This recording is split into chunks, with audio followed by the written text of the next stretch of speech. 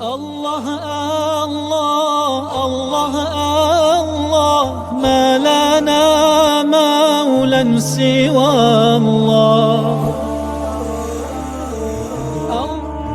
كلما ناديت ياه قال يا عبدي أنا الله زحزحي الحجب فقلبي غاب في ظلمة ذنبي نظرة في العمر حسبي تجعل الميت حيا كلما ناديت ياه قال يا عبدي أنا الله.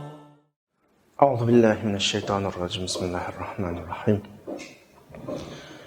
الحمد لله والصلاة والسلام على رسول الله وعلى آله وصحبه ومن والاه أما بعد. Hürmetlik qarindoshlar, biz bugun sura Nisoning 56-oyatiga keldik.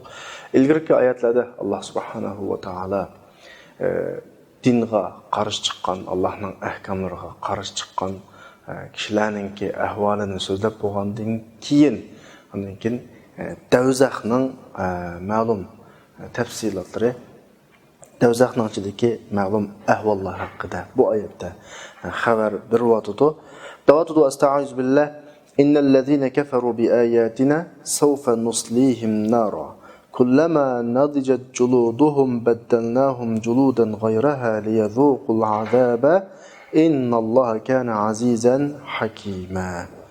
Avval oyatning tafsilotiga kirishdan ilgari qisqacha bir tarjima qilib o'tsak, Alloh subhanahu va taolo shunda deyotdi: bizning oyatlarimizni inkor qilgan, bizning oyatlarimizga tangan kishilar pat arada ularni shundoq bir o'tga kirgizimiz, do'zaxga kirgizimiz, ularning tirisi pishib ketsa, og'riqni his qilmaydigan darajaga bo'lsa, biz ularni undan boshqa bir tiriga almashtiramiz, azobni uzluksiz tetsin uchun. Alloh subhanahu va taolo aziz va hakimdir. Allohning ustidan birasi men g'olib kelaman yoki Allohga qarta hiyla-nayrang ishiltaman yoki Allohningki azobidan qutulib qolaman deb o'ylamosin deyotdi. Oyatda do'zaxga kirgizish va uningdagi ba'zi bir ishlar haqida to'xtalgan bo'lib, mush do'zaxga kirish, o't orqali azoblash masalasi kelgan vaqtimizda ko'pincha vaqtda zehnimizga dunyodagi o't bilan ko'ydirish, kuyish tasavvuri keladi. Dunyoda har qanday bir narsa o'tda ko'ysa, shu dastlab ko'ygan vaqtida biroz azoblanadi, kuyib kulga aylanib tugagandan keyin hech qanday bir narsa qolmaydi o'rtada. Nima ko'ydasak, mayli jonsiz narsalarni ko'ydirayli yoki jonliq, masalan, ba'zi hayvonlarni ko'ydiradiganligi yoki inson cho'ng bir o't o'rkiga uchib ketgan taqdirdami, shu necha minut balkim biroz uzrishi mumkin, ammo tugaydi har holda. Bu dunyoning ahvoli bu. Bizning kallamizga kelib qoladigan bir uqum bo'libmi, dinsizlar Allohning qudratiga ishongan mu'minlar va suhbatimizdan biz Alloh azoblasa mutlaq azoblaydiganligi, o'ziga xos, o'ziga loyiq darajada azoblaydiganligi, qahhor zotning o'ziga loyiq bir qahr bo'lganligini biz buni bilmaymiz. Ammo insonlik suhbatimizdan, ya'ni aramizda mushundan shu bilinadigan yoki o'zicha ma'madallik qilib Allohning azoblash, ko'ydirish jazosini yengillashtirish, uni pastga tushirishga urinadigan ba'zi bir ko'z qarashlar bor. Shunday xiyollar kelmaydigan bo'lmaydi. Shunday xiyollarda Alloh do'zaxga sab azoblasa, do'zaxga kirdi, kuydi, tugaydi deydigan bir tuyg'u yoki xiyol kelib qolishi mumkin. Alloh subhanahu va taolo bu yerda Alloh hammaga qodir. Qanday shaklda azoblab, mangulik davomlashtirishga qodir. Ammo Alloh subhanahu va taolo bu oyatda bizga biz tushungudek bir darajada azapning uzluksiz davomlashadiganligi haqida nima deydi oyatda? Kullama nadijat juluduhum baddalnahum juludan ghayraha liyazuqu al-azab. Bular azapni uzluksiz tetsin uchun, azapni tetsin uchun terisi pishib ketsa, biz o tirini boshqa bir tiriga qanday qilamiz almashtiramiz. Davotni oyatning degan oyat kelgan bu mazmunga qarata oxiratdagi azab dunyoning o'tiga o'xshamaydi. Dunyoning o'ti kuydi, tugaydi. Ammo oxiratda mangulik, takror qanday qilib yengishlanib, almashib, yengilib turadigan azab. Terimiz kuyib tugidi, yangi bir qanday qiladi, teri almashtiriladi. Endi mushaga kelgan vaqtida biz biroz bu haqda to'xtalish to'g'ri keladi. Ba'zida bizning badanimiz kesilib ketadi, ba'zida o'tqa yiqilib turadi. Shu hamon biz bir og'riqni sezamiz, bir og'riq paydo bo'ladi bizda, azoblanamiz. Mushnoqlar haqida izlangan vaqtimizda, ya'ni og'riq ma'lum bir a'zo, mayli o a'zo teri yoki go'sht yoki so'ngakning bo'lsin, ma'lum bir a'zoga og'riq keltiradigan bir ish yuz bergan vaqtida og'riqni shu a'zo sizamdu yoki kim sizamdu, insonning insonlik bir tuyg'usi sizamdu. Bu haqda masala kallamizda aniq bo'lish kerak. Ya'ni inson ma'lum bir qo'li kesilib ketdi, yo bir tig'liq asvob bilan jarohatlandi, yo o'tqa tushib ketdi yoki o'tni tutib berdi, qiziq narsalarga yiqilib berdi. Bu vaqtning hammasida amaliyotda azoblanadigan shu a'zoning o'zi emas, balki insondagi bir xil tuyg'u nimasi sizimi. Yani bu yerdeki tiri azaplanmaydı. Bu yerdeki göç azaplanmaydı. Demek oğlum a'zo noktasidan davatma. Bu yerdeki so'ngak azaplanmaydı. Azap Muşu tiri vasıtası ölen, so'ngak göç vasıtası ölen insanın bayatını biz atavatkan bunu qanday atsa bu atalığı da çok mesele yok. Tuygu, sizim okumağa yetip barıdı. Şu asasta qanday qılıdı, azaplanıdı. Meselen deyli. Bunun bir misal alsak, mesela doktorlukta bir kişinin operasiya qilmoqchi, mayli o putini so'ngak operasiyasi olsun mesela, so'ngakini hardab kesadigan ahvollar va so'ngakiga mix qaqadigan ahvollar bo'ladi, badanini kesib boshqa yerlarda operasiya qiladi. Mushlarning hammasida narkoz qiladigan, doğru işiltido ya okul yoki boshqa shaklda inson yani o'zini yo'qotadi o vaqtda. İnsondagi o vaqtga tuyg'u sezim yo'qaydi. İnson behush bo'ladi. Doktor xohlagancha kesadigan so'ngakni kesadi, chaplaydiganni chaplaydi, mixlaydiganni mixlaydi, kesadigan terini kesadi, yamay tikadiganni tikadi. Bu a'zolar hech nimani sezmaydi. İnson hushiga kelgan vaqtda hamma ish tugagan bo'ladi. Azobni his qiladigan vaqtda o inson yo'q o'rtada. Chunki uning his tuyg'usi aslo yo'q. Masalan, bugungi kunda yana ma'lum bir badan a'zolari ig'ir darajada og'rib ketgan vaqtda buningga bir xil og'riq pasaytgich dorisini bir doktorlar. Amaliyot og'riq pasaytgich dorisini bergan vaqtida shu a'zo o'xshash bir harakatda o doğrunu yeyishdan ilgari yoki yeyishdan keyin badanda bo'layotgan harakat o'xshash.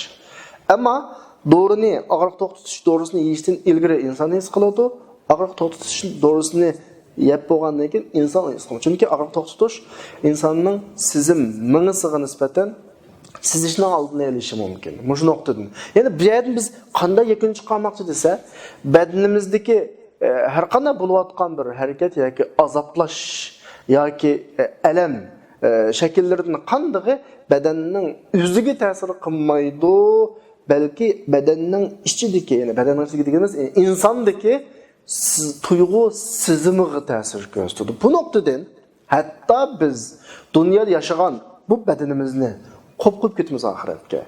Bizning bu bedenimiz hem öyle bilimiz tuproqqa ko'miladi, chirib, sesib, tugaydi. Bizning qoladiganimiz biz qolamiz, ya'ni insonligimiz qoladi. Bizga oxiratda bu dunyodagi boshqa badan beriladi.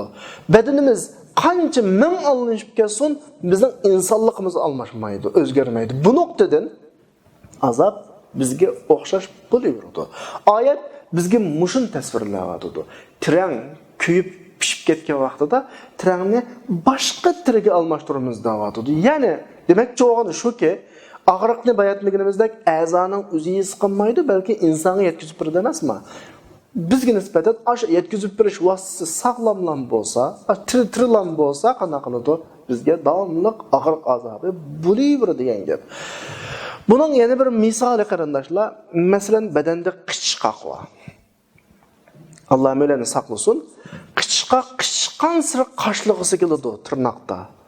Qashlig'an siri qanaqidi, ya'ni bu yerda jarohatlandi.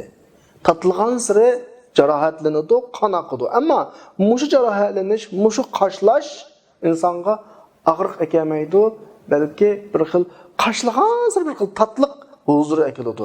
Yine bu yerda men sizlarga nima demoqchi desanglar, qon eqish, yaralanish, jarohatlanish o'xshash bo'lsa-mu, bir xil jarohatlanish insonga azob ekansa, yana bir xil jarohatlanish insonga bir xil tatliq huzur ep keladi. Ya'ni bu yerdagi masala bizning navbatimiz ko'rayotgan teri, badan, a'zo emas, balki bular shu sizimni azobni bizning insonligimizga, ya'ni biz sizish tuyg'u sizimizga yetkiziblan beradi, qolgan ish olmaydi. No'g'anki insonligimiz tugumagan muddatda Alloh subhanahu va taolo agar bizni azoblashni iroda qilgan vaqtda do'zaxga qasab qolsa, Alloh saqlasin hammaylarni, biz qanaqa qilaveramiz? Azoblanamiz. Ya'ni bu yerda Alloh subhanahu va taolo shu xil vositalarning yanada turadiganligini bizga eskartdi. Ya'ni azobning uzluksiz bo'lganligini bizga tushuntirib, tera almashtiriladi. Kuyib pishgan terining o'rniga yangi teri paydo bo'ladi. Ya'ni azobni sening shu his qiladigan tuyg'u azoringga yetkazib beradigan har zaman bir vosita bo'ladi degan bir ma'no bu yerdan qanday qilishi mumkin, chiqishi mumkin. Hamda Alloh subhanahu va taolo Qur'oni Karimni bizga tushadi qarindoshlar. Biz biroz to'xtalaylik bu haqda. Qur'oni Karimning ikki xil xususiyati bilan birga tushadi. Birisi Qur'oni Karimning mo'jizligi, yana birisi Qur'oni Karimningki bizning hayot dasturligimiz, hayot yo'limiz. Bu ikki xil alohidlik Qur'onda mujassamlangan. Bu islomning alohidligi. Ya'ni mo'jiza bilan Qur'onning dasturligi ayni o'xshash birlar shaklda kelganlik. Ilgirki payg'ambarlarga qaraganimizda Musa alayhisolamningki Tavrat yo'lini ko'rsatib bersa, hasisi, qo'ldagi hasisi mo'jizasi edi. Musa alayhisolamning, Isa alayhisolamningki Injil yo'lini ko'rsatib turadigan dasturiy manhaji bo'lsa, ammo kasallarni saqaytishi Allohning izni bilan, masalan, tug'ma, qarg'u, oq kasallarni saqaytishi, o'liklarni Allohga duo qilish orqali tirgizish qatorliq ma ishlarning hammasi bu mo'jiza edi. İlgili peygamberlerde mo'jiza boshqa, ammo dastur, manhaj, yo'l u boshqa edi. Bizning payg'ambarimizda, ya'ni bu islomda Alloh mo'jizani shu, manhajni shu qildi. Chunki payg'ambar alayhisolatu vasallamningki payg'ambarlik vazifa doirasi birisi millat chegarasidan hal qilgan, rayon chegarasidan hal qilgan. Undan keyin vaqt jihatda ta qiyomatga qadar baqiy bo'lgan bo'g'achqa buning uchun shu mo'jizalar uzluksiz davomlashishi kerak. Musa alayhisolamningki mo'jizasini Musa alayhisolam davrida yashaganlar ko'rdi, tugdi, ketdi. Keyin xabarga aylanadi. Isa alayhisolamning mo'jizasini shu ko'rdi atrofdagilar undan keyingi avlodga nisbatan bir xabarga aylanadi. Ammo Qur'oni Karimda ham yashash mezoni, uni qil, buni qil ahkomlar, nima qilsang to'g'ri, nima qilsang xato. Bu ham billa nima mo'jiza ham billa. Bu yerda nima bo'lib mo'jizaning gapi chiqib qoldi. Mo'jizaning gapi chiqib qolsa, chunki ma oyatdagi terininki köygandan keyin, kuyib bo'lgandan keyin og'riqni sezmaslik, andan keyin insonning og'riqni sizdig'ini badandagi a'zo olmasdan ichidagi tuyg'u sezimining ekanligi haqida bir narsa ilingan. Bilasizlar, Alloh subhanahu va taolo hayot dunyosiga nurg'un o'zining barliq birligini dalolat qiladigan ba'zi paketlarni, mo'jizalarni o'rinlashtirgan. Bu paket mo'jizalarni bir zamondagi odamlarning hammasining bilib olishi natoyin. Bir qismi o'tgan asrdagi insonlarga echilgan bo'lsa, yana bir qismi bundan keyingi asrdagi insonlarga echiladi. Bir qismi bugungi asrdagi insonlarga echilyotdi. Ammo insonningki bu mo'jizalar, bu paketlar, bu alomatlar Alloh zaminda o'rinlashtirgan bu ishlarni tushunalishi yoki tushunmasligi insonning bulardan foydalanish yoki foydalanmaslik bilan munosabati yo'q. İnson tushunsin, tushunmasin foydalanadi. Ya'ni Payg'ambar alayhisolamning zamonasiga qaraganda bo'lsak, yer sharining yumaloqligini hech kim uqmaydi. Agar Alloh o'zining payg'ambari orqali shu vaqtdagi insonlarga yer shari yumaloq desa, aqli aslo ko'tarmasligi mumkin. Bu yumaloq yer shari bilan yumaloq quyoshninki o'z o'q atrofida aylanishi, Samanyolu sistemasi atrofida aylanishdan kelib chiqqan kichik kunduzning alinishi, yil fasllarininki qana qilishi, qish yozlarning paydo bo'lish qatorliq masalalarni tushunmaydi. Zamoni kelib biz tushundik. Ammo uni tushunmagan bilan shu kichik kunduz, qish, yoz fasldan foydalanmadimi? Foydalandi. Biz qanday foydalangan bo'lsak, ularni shu shaklda qana qilindi, foydalandi. Ammo aqli ko'tarilmagan bo'lg'achqa Alloh subhanahu va taolo uni ularga echib bermadi. Bu tushunilmasdan foydalanish qanday gap desa, xuddi men atrofimda shu an bu uyni yuritayotgan elektr chiroqninki foydalanuvchisi. Endi foydalanyapman, ammo elektr nima? Qanday shaklda paydo bo'ladi? Uni bir mutaxassis tushunganda qanday qilmasligi mumkin, tushunmasligi mumkin. Elektrning prinsipini tushunmaydigan odammi, masalan, o'zining kundalik oila saymonlarida qo'llanadi, foydalanadi. Ya'ni bir narsani tushunish bilan foydalanish ikkisi ikki ish. Alloh zaminga o'rinlashtirgan bu qator Allohning barliq birligini bildiradigan mo'jizalar, oyatlar, paktlar hammasi o'z navbatida insonlarga foyda yetkazadi. Kecha kunduzning alnishishi insonlarga foyda yetkazadi, yil faslining yetkazishi dehqon undan foydalanaveradi. Lekin tushunmasimi? O quyoshninki dengizga yuziga tushib, uni havoga aylantirib, u yerdan bulut shakllanib bizga yomg'ir olib tushish, bu jarayonni bilmasimi yomg'irdan foydalanaveradi. Bilganmi ham o'xshash qanday qilinadi, foydalanadi. Ammo masala nima desam, Alloh zaminda o qadar ishlarni o'rinlashtirganki, o qadar mo'jizalarni o'rinlashtirganki, bu mo'jizalar hammasi navbati kelganda insonning aqli pishib yetilib shuni tushunigidek bo'lgan vaqtda bir-birlab echiladi. Hozir qadar insonlarimiz tushungan narsalar echildi. Hala biz tushunmagan nurg'un narsa bo'lishi mumkin. Bizning keyingi avlodlarga qanday qilishi mumkin, echilishi mumkin. Agar aqli pishib yetilmagan yoki shuni tushunish darajasiga bormaganlar o masalani o'tirib qo'ygan vaqtda shu hamon inkor qilinadi.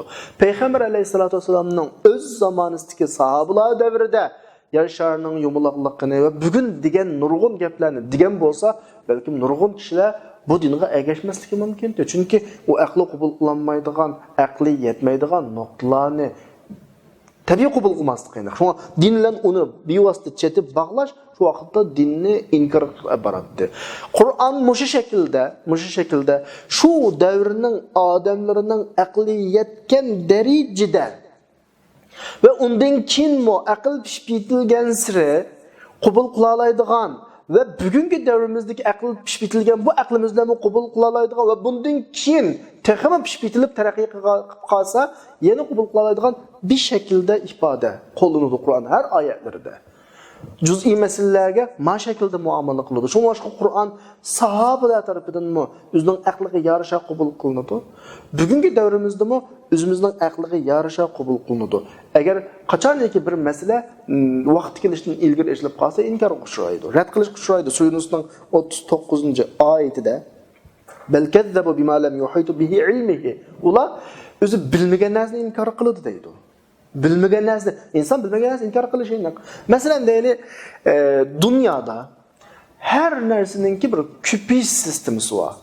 Yani ayollik. Bunu biz ayollik deganda erkek kishi deb tushunsak, masalan sahabelar davridagi insonlar, ya'ni 1000 yil ilgarigi insonlar erkek kishilik masalasini o'zi biladigan doirada biladi. İnsanlar erkek kişi, hayvanlar erkek kişi, xomuga o'xshash ba'zi dal-daraxtlar erkek kişi, qolgan bütün narsa erkek kişi desa, balki qabul qilinmasligi mumkin.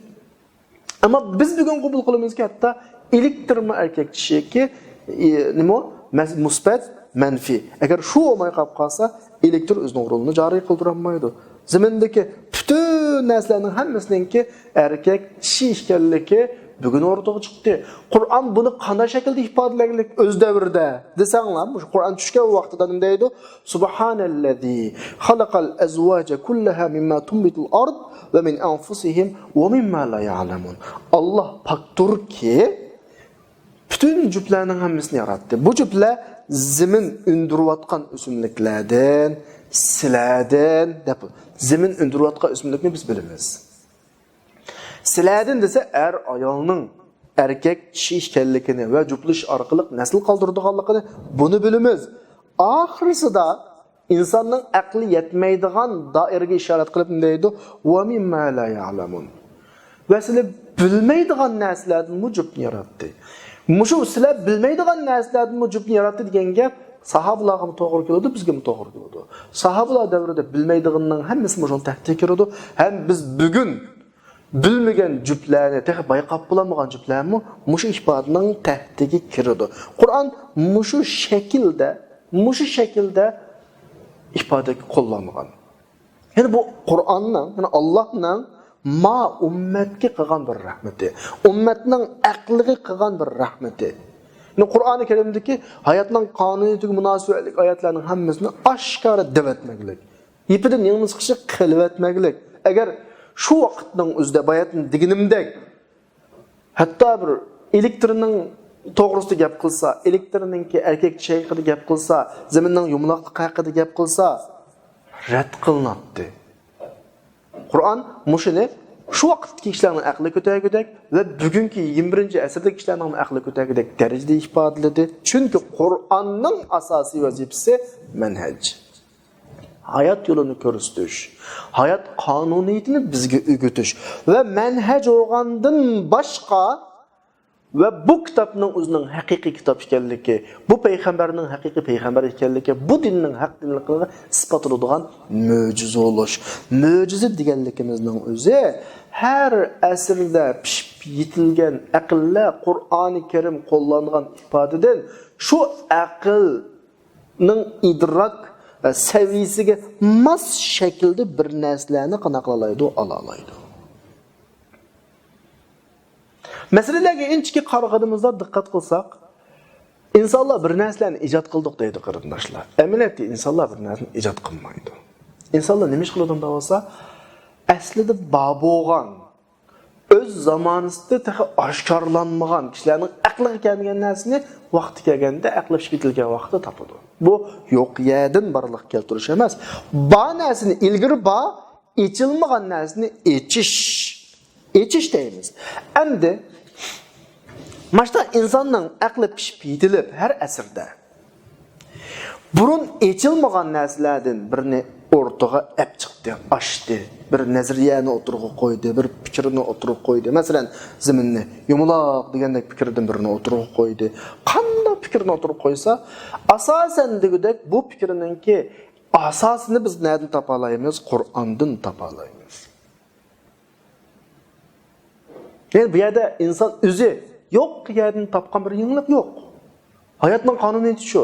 Hammasi ba narsaga asoslanib turib bir narsani bayqaydi. Mesela insanın hatta dünyaya kelişiga qarab baqsaqma, men dadam bilan anamdan dunyoga keldim. Dadam dadasi bilan anasidan. O shu bo'yicha maqsad eng oxirida Odam alayhissalomga to'xtaydi. Odam alayhissalomni kim yaratdi? Alloh yaratdi. Shu haqacha. Ya'ni dunyodagi yuz bergan har taraqqiyot, har bayqash, har ijodiyatning xamir turishi manbasi uning oldidagi ma'lum darajada bir narsa bo'ladi. Ya'ni bu faqat bayqalmagan, aql pishib yetilgan vaqtda, aql shu yerga borgan vaqtida shuni o'rtaga olib chiqara olgan bo'ladi, xolos. Mana bu Qur'oni Karimning sura Fussilatdagi sanurihim ayatina fil afaq va fi anfusihim hatta yatabayyana lahum annahu al-haq. Ularga haqning nima ekanligi oshkor bo'lganga qadar biz paketlarimizni, mo'jizalarimizni dunyoda, koinotda va ularning o'zida davomli qanaqib turimiz, ko'zitib turimiz deydi. Endi ashta oyatdagi deyilgan bo'yicha, biz yuqorida so'zlagan bo'yicha shunda bir narsa o'rtaga chiqdi. Biz darrov deymizki, Qur'oni Karim bu haqda so'zlagan, ma shaklda so'zlagan, ma shaklda deymiz biz. Balkim deyishi mumkin. Qandoq bo'lib Qur'oni Karim u o'z vaqtidagi tahi aqli pishib yetilmagan yoki taraqqiyotni, tadqiqotni bugungi kundagi insonlarga o'xshash darajaga yetmagan kishilarga bu shaklda xitob qila olgan to yoki nimishqa siz buni burun demedingiz deydigan bir savollar yoki bir tuyg'ular kelib qolishi mumkin. Biz inson bayqashni ilgari demaymiz. Xuddi Qur'on insonning aqli pishib yetilishidan ilgari oshkor dematmagandek. Men sizlarga tushuntirmoqchi bo'lganim yoki tushuntirishga tirishayotgan narsam nima desanglar, Qur'on asosan hamma narsani ijmoliy shaklda o'ziga olgan. Va bu o'ziga olgan bu nuqtalar har asrda aql pishib yetilgan sir chiqadi, uning oldida chiqmaydi. Agar Qur'on ashulagan narsalarni insonning aqli shuni tushunishga loyiq bir darajaga kelishdan ilgari o'rtaga qo'ysaydi, inkor qilinadi. Qur'onning mo'jizaligi bu. Shu mo'jizaliklaridan birisi bugungi oyat. Kullama nadijat juluduhum baddalnahum juludan ghayraha. Ularning tirisi pishib yetilsa, pishib his qilmaydigan, to'ymaydigan bir holat kelsa, biz uni undan boshqa bir tiriga qanday qilamiz, yetkazamiz. İnsanda insanın tirisdə tibbi nöqtədən onun atalğısı qanday mı onu aniq depreməymi? Amma tirinin özü, yəni tirinin yüzüdə bir his qilish bir qatlımı var. Bu his qilish qatlımı degan gap tirinin o'zi azoblanadi yoki go'shtning o'zi azoblanadi yoki so'nakning o'zi azoblanadi deganlik emas. Balki bu azobni mushu tira ash his qilish hüceyresi yoki his qiladigan bir qat insondagi his tuyg'u sezgur a'zo, ya'ni his tuyg'u sezgurligiga qanaq birdi yetkazib birdi insonga. Hatto ba'zi vaqtda mana bir narsa ko'z oldimizga shunda kelib ketsa, takmigan holatdami bizning his tuyg'umizda xuddi bizga ko'zimizga bir narsa tegayotgan yoki tegib ketish ehtimoli bo'lganga o'xshash bir xil tuyg'ulublar ko'zimizni chaqqilay yumamiz. Ya'ni bu yerda men demoqchi bo'lgan yoki sizlarga tushuntirmoqchi bo'lgan, tushuntirish uchun tirishayotgan nuqta nima desanglar, insonda bir his qilish markazi bor. Bu his qilish markazi badandagi har xil a'zolar tarafidan ma'lumot bilan ta'minlanadi. Tira shu ma'lumot bilan ta'minlaydigan a'zolarningki birisi. İnsanda Qur'on dal mushu oyatda o'rtaga qo'yib. Ya'ni insonning terisi kuyib, bu his tuyg'uni, azobni insonning shu his tuyg'u markaziga yetkazish xarakteridan yetkazish vazifasini ado qilmaydigan holat kelsa, biz yangi bir tiridan birini insonga berish orqali, ya'ni insonning davomli azoblanib turadigan bir holatni o'rtaga keltiramiz. Yani bu yerdan chiqayotgan hukm nima desanglar, inson qiyomat kunisi azoblanadi. Allah onu dövzaqqa selib, köydürüp azaplaydı degan gapni anglagan vaqtida bir xil insonda mamadalloq tutadi insonni. Deydi ki ot qisab qalsa necha minut tugaymiz. Küp külga aylanamiz. Mangu dozaqda qoldigan ish yo'q. Masalan, o qiyomatning borligiga ishonsa, unuqdug'imi bo'lmaydi. Tabiiy qiyomatning borligiga ishonmaydi. Oxiratda o'tning borligiga ishonmaydi. Tirilib qaytib azoblanganligiga ishonmaydi. Ammo ishonmay turib mamadalloq qiladi. Allah subhanahu va taolo dal mush nuqtada bir mo'jizalarcha reddiyat bir nima deyki, sen o'zing mamadalloq qilib, men kuyab tugusam tugayma deb o'ylab qolma. Tirang. Shunda kuyab tugisa biz yangi bir tirga almashtiramiz.